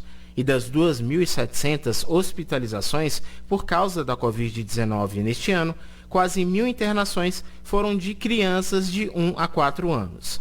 Isso significa uma média semanal de quase 38 hospitalizações dos pequenos. Para o infectologista Wesley Júnior, é preciso reforçar as campanhas e facilitar o acesso às vacinas nos postos de saúde. Mas facilitar em horários fáceis para crianças. Nós sabemos que horários comerciais os pais estão trabalhando, então fazer isso nos finais de semana, em horários alternativos em que os pais possam levar as crianças a vacinar, fazer campanhas esclarecendo e tirando principalmente aqueles vieses preconceituosos sobre doenças ou efeitos colaterais da vacina. De acordo com os pesquisadores, alguns fatores explicam a baixa vacinação, como a demora para a compra de vacinas, a divulgação de informações falsas de que as crianças não sofrem com a forma grave de Covid-19 ou que a falta de segurança e eficácia da vacina. Da Rádio Nacional, em Brasília, Renato Ribeiro. Obrigado, Renato, por essas informações. Às 11h32,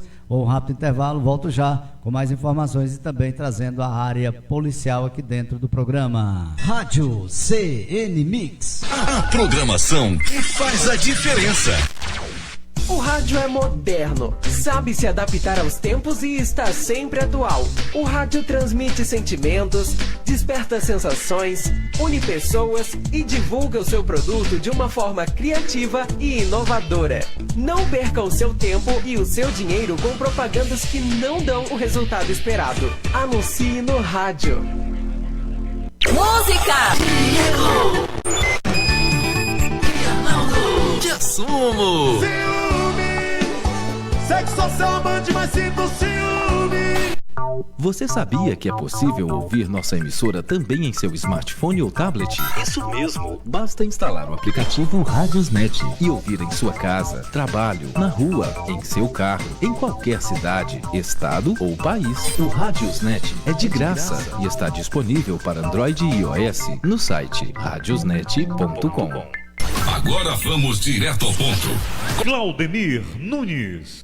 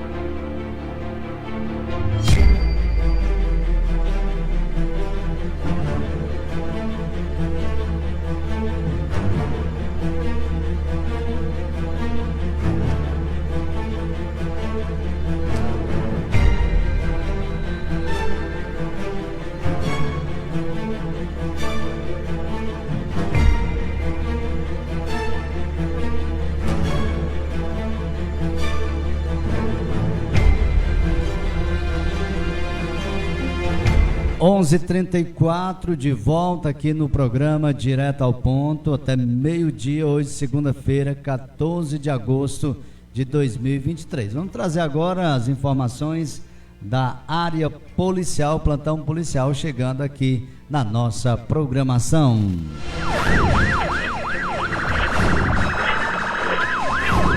11h34, 11h34, em Varjota tivemos aí uma lesão corporal, portanto, por volta de 1h30 de ontem, a composição de serviço no destacamento de Varjota recebeu uma ligação informando um indivíduo baleado no bairro Empréstimo.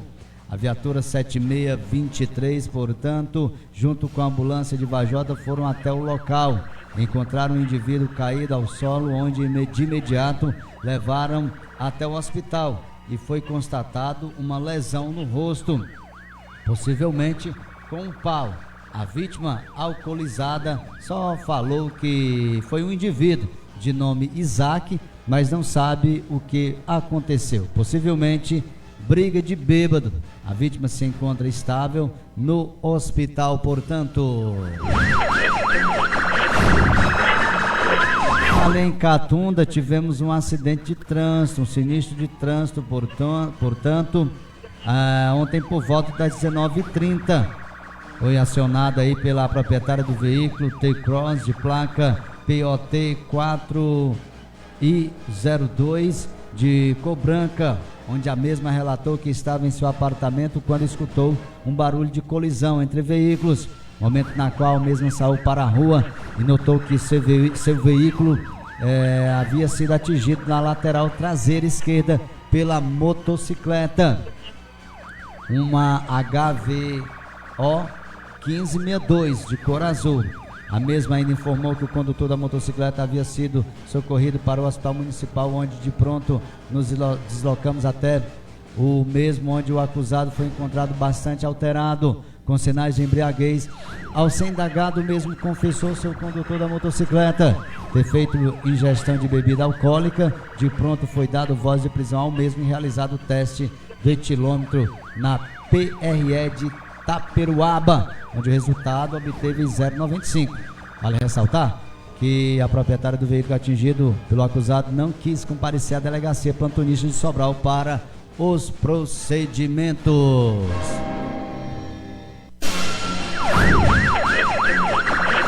Em Crateús, tivemos ali na zona rural uma prisão por lesão corporal contra um policial militar. Foi, portanto, por volta das 11 horas, em continuação a diligências para prender o autor de uma lesão corporal ocorrida na madrugada do sábado para o domingo no Clube Caça e Pesca, onde a vítima da lesão é um soldado da Polícia Militar. As composições do raio, força tática, portanto, se deslocaram até essa zona rural, onde foi realizada uma operação com apoio da aeronave Ciopaé Fênix 06, que feito o cerco, o acusado foi localizado em uma residência. Após ser dado voz de prisão, o mesmo confessou a autoria da lesão. O acusado foi conduzido à DRPC de Crateús, Delegacia Regional de Polícia Civil, para ser autuado em flagrante.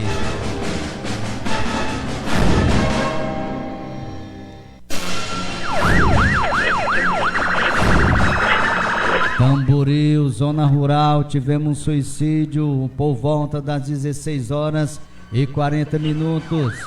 A composição policial do destacamento de Tamboril, a viatura RP 7711, portanto, foi informada sobre uma ocorrência de suicídio na localidade de Queimadas, no distrito de Carvalho, zona rural ali de Tamboril. Segundo informações, a família encontrou a vítima com uma lesão à faca auto-infligida no peito. De imediato levaram para o hospital, porém o mesmo deu entrada já em óbito devido à gravidade da lesão. A viatura do IML foi acionada para fazer o translado do corpo, portanto, ao IML de Crateús.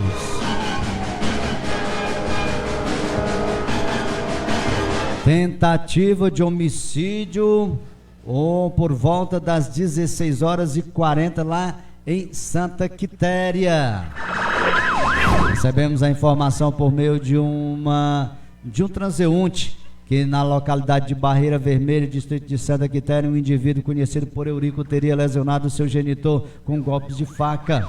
Chegando ao local, os populares nos informaram onde reside o acusado e a vítima, que foi socorrida para o hospital de Groaieiras e transferido para a Santa Casa de Sobral. Localizado, o acusado foi dado voz de prisão e conduzido para a Delegacia Regional de Polícia de Sobral, onde após a Santa Casa foi constatado que seu Raimundo Nonato Vasconcelos estava em uma sala de cirurgia na região torácica, estava fazendo a cirurgia, onde foi lesionado. Diante dos fatos narrados, a autoridade fez o auto de prisão em flagrante sobre inquérito. O autor ficou ainda na delegacia aguardando decisão judicial. A vítima é Raimundo Nonato Vasconcelos. O mesmo aí é lá de Barreira Vermelha, Santa Quitéria. Acusado aí é Eurico Machado Vasconcelos, filiação aí de Raimundo Nonato Vasconcelos, mesmo aí também residente no mesmo local.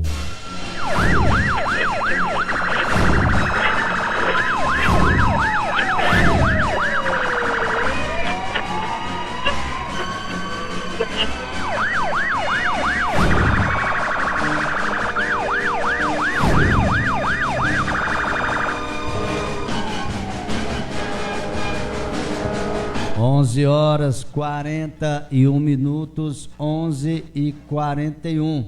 É o programa Direto ao Ponto, trazendo as informações aqui, as últimas do plantão policial aqui, sendo destaques dentro da nossa programação.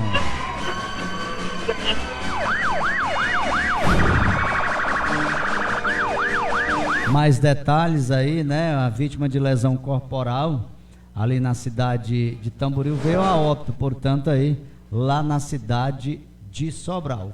José Flávio Nascimento Farias, de 46 anos, morreu na manhã de ontem, após passar aí por 9 dias internados na UTI de Santa Casa lá de Sobral. Ele foi agredido durante uma briga generalizada em um estabelecimento no distrito de Holanda, zona rural Tamboril. Fato acontecido no dia 4 de agosto. Flávio estava no estabelecimento com a esposa quando teria discutido com várias pessoas. Alguns o acusaram de agressão, chegando a procurar atendimento médico no hospital local. No entanto, informações apontam que ele foi agredido por 2 homens que utilizaram-se de barras de ferro para as agressões. Flávio ficou caído, desacordado, aguardando socorro médico. Os envolvidos no crime não foram localizados e as especulações apontam para várias pessoas. Uma composição, portanto, da polícia militar foi ao local após tomar conhecimento dos fatos, mas já não encontrou ninguém. O Flávio estava internado na Santa Casa em estado de saúde grave. Ele sofreu fortes pancadas na cabeça e infelizmente não resistiu e veio a óbito no dia de ontem.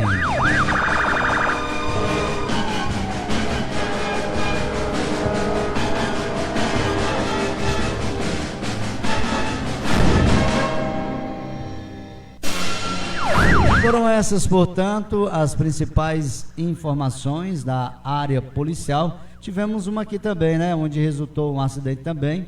Deixa eu trazer essa última. Foi uma colisão entre motocicletas, onde deixou uma pessoa morta, né, portanto, vitimou uma pessoa e 2 feridas ali em Quiterianópolis, aqui vizinho, aqui no Novo Oriente. O acidente aconteceu entre 2 motos no início da noite do domingo. Deixou aí uma pessoa morta e outras 2 feridas. O caso foi na CE 351, em frente ao posto de combustível, na saída de Quiterianópolis, ali para Parambu. A vítima fatal é o jovem Emerson Bezerra Pereira, de 24 anos, filho do construtor Edis Cândido. Rapaz morreu no local, ou seja, morreu no hospital de Quiterianópolis, antes de ser transferido para outra unidade. Uma jovem que estava na garupa da moto foi conduzida por Emerson, foi transferida para o hospital de Crateús. Já a terceira vítima é o comerciante e secretário de planejamento da prefeitura de Quiterianópolis, Manuel Coutinho. Ele sofreu fraturas em uma das pernas e foi também transferido para a cidade de Crateús. Foram essas as informações da área policial. Que outra informação a gente retorna aqui dentro da nossa programação para deixar você bem informado com a notícia.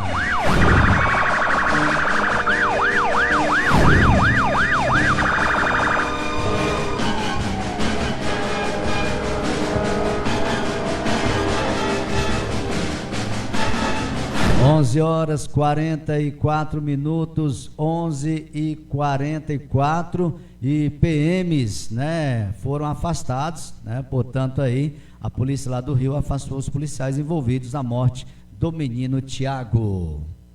A Polícia Militar do Rio de Janeiro afastou da atuação nas ruas provisoriamente 4 agentes do Batalhão de Choque que atuaram na operação que terminou com a morte do adolescente Tiago Menezes Flauzino, de 13 anos, na Cidade de Deus, na zona oeste da cidade do Rio de Janeiro. O menino foi baleado e morto na madrugada da última segunda-feira. Os 4 policiais ficarão afastados até o fim das investigações e vão cumprir funções administrativas. A decisão da polícia ocorreu nesta sexta-feira, um dia após o presidente Lula afirmar em cerimônia no Rio de Janeiro que um cidadão que atira no menino já caído é irresponsável e que não estava preparado do ponto de vista psicológico para ser policial.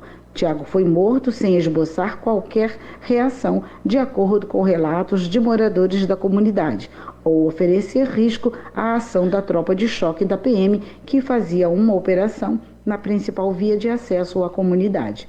A ocorrência, além de chamar a atenção do presidente da República, também tem provocado reações da sociedade civil. A Polícia Militar, num primeiro momento, disse que houve confronto e que o rapaz acabou morto, mas a versão é contestada por moradores.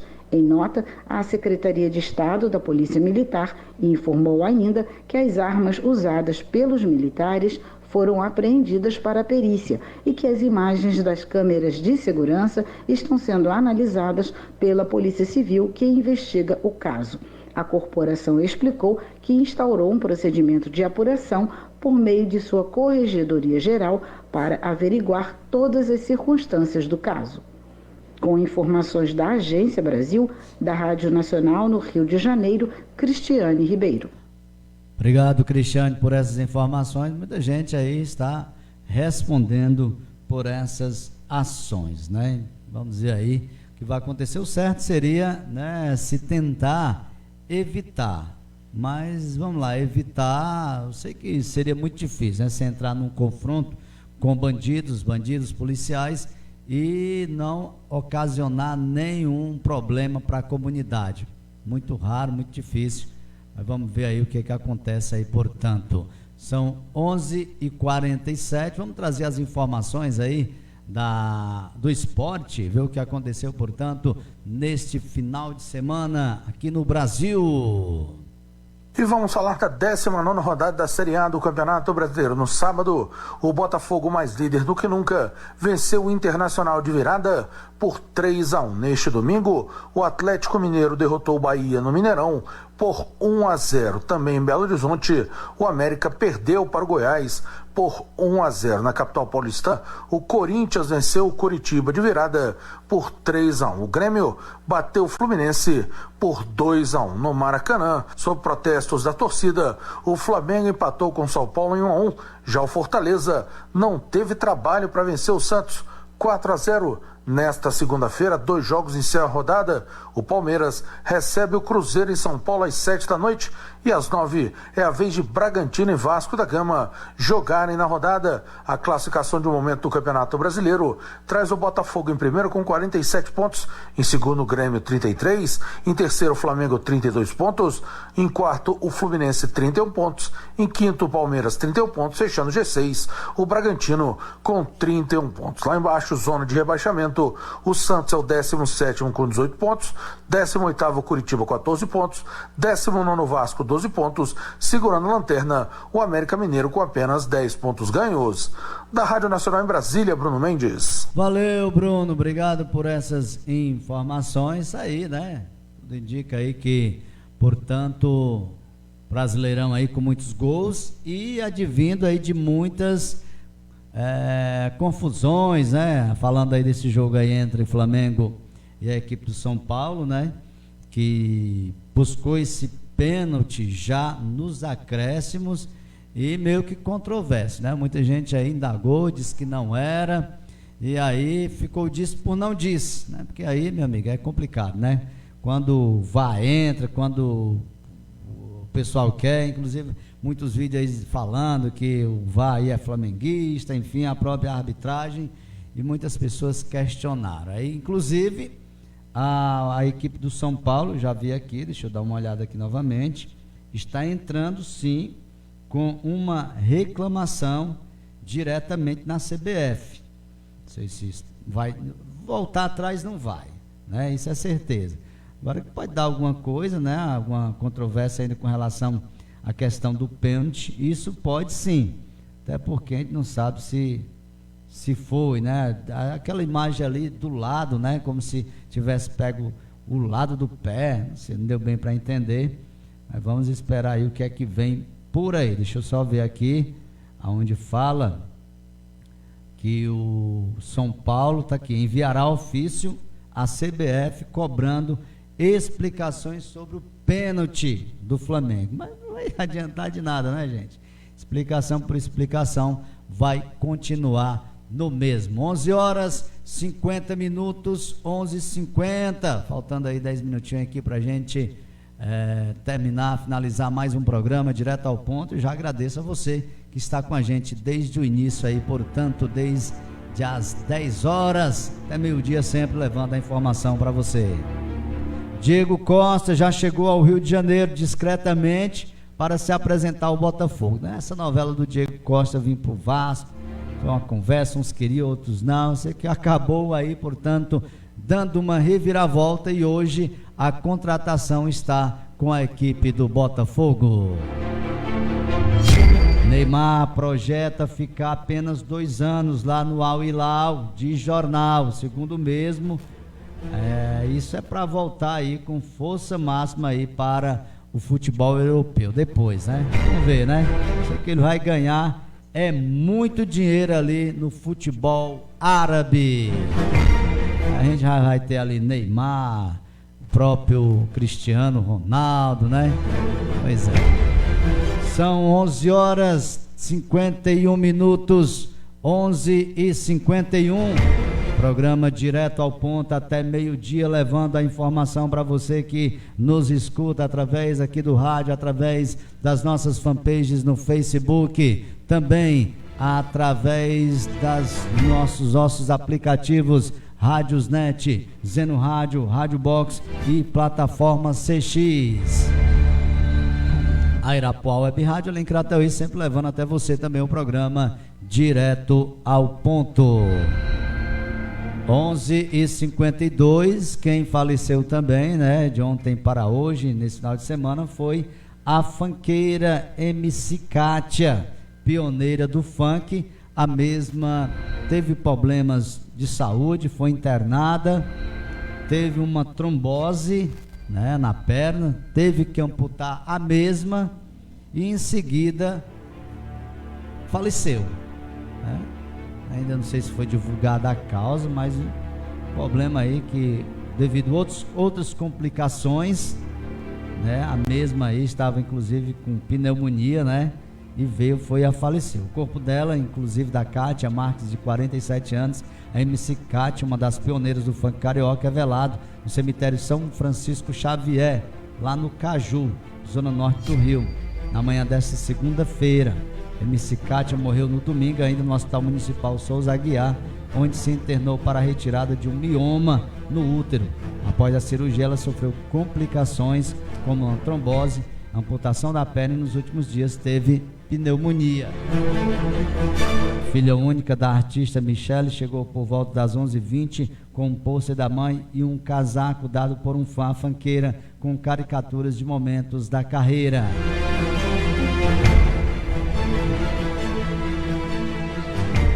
A MC Kátia deixa muitos fãs, mas a minha mãe deixa uma filha única, criada sozinha, só ela. Foi guerreira, minha mãe deixa 2 netos, que era a vida dela. No último dia que ela estava lúcida no hospital, ela pediu para ver os netos. Ela não conseguiu, mas lutou até o fim. Minha mãe era braba, muito braba, disse aí, portanto, a filha. Logo no início do velório, às 10 horas, fãs da artista já começaram a chegar. Eu sempre curti baile e via ela lá atrás dos shows dela. Eu chorei quando soube. Ela representa coisas boas para mim, disse a auxiliar de serviços gerais Daniele Martins, que trabalha à noite em um hospital onde seu saiu direto para o cemitério. Várias pessoas, né, funkeiras inclusive, falaram a respeito, como a Tati Quebra-Barraco, né, a própria Ludmilla, enfim, todas falaram aí, replicaram sobre a questão da MC Kátia, lamentando, portanto, a morte da funkeira que começou aí nos bailes funks da vida aí e repercutiu em todo mundo. 11 horas e 55 minutos, falando ainda do futebol, né? A rodada de ontem foi muito boa para algumas equipes, ou podemos dizer para a equipe do Vasco, né? Que está lá embaixo, já que as equipes aí de enfrentamento com o mesmo, na questão do rebaixamento, perderam. A única que chegou a vencer foi num confronto direto, que foi o Goiás. Mas até aí tudo bem, o próprio Santos perdeu para o Fortaleza, a equipe do América Mineiro mais uma derrota, também o Bahia. Então, se o Vasco hoje fizer a sua parte, com os reforços que aí estão, né, esperamos que hoje seja um bom jogo para o Vasco contra a equipe do Red Bull Bragantino, mesmo jogando fora de casa. Vamos ver como o Vasco se sai, portanto, na busca aí de sair dessa zona da degola. 11 horas 56 minutos, 11h56, falando aí em contratações, né? O Vasco contratou também aí o Payet, né? Jogador aí de 36 anos, mas é um ótimo jogador, aquele tipo de jogador que se cuida.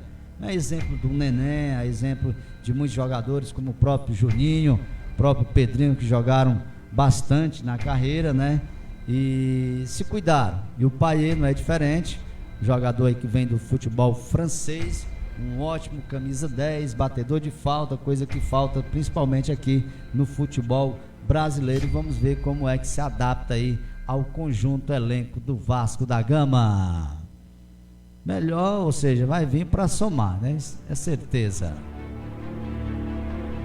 11h56, a gente vai finalizando o nosso programa por aqui, agradecendo a você que ficou com a gente. Muito obrigado pelo carinho, pela companhia. A gente promete voltar depois de amanhã. Amanhã a gente vai estar de selva, não vai estar podendo fazer o nosso programa, mas na quarta-feira a gente se encontra aqui no nosso programa Direto ao Ponto. A todos um abraço, uma ótima segunda, um bom início de semana e até o próximo programa. Logo mais à tarde tem um Conrado com forró aqui pela sua CN Mix. A todos um abraço e até lá.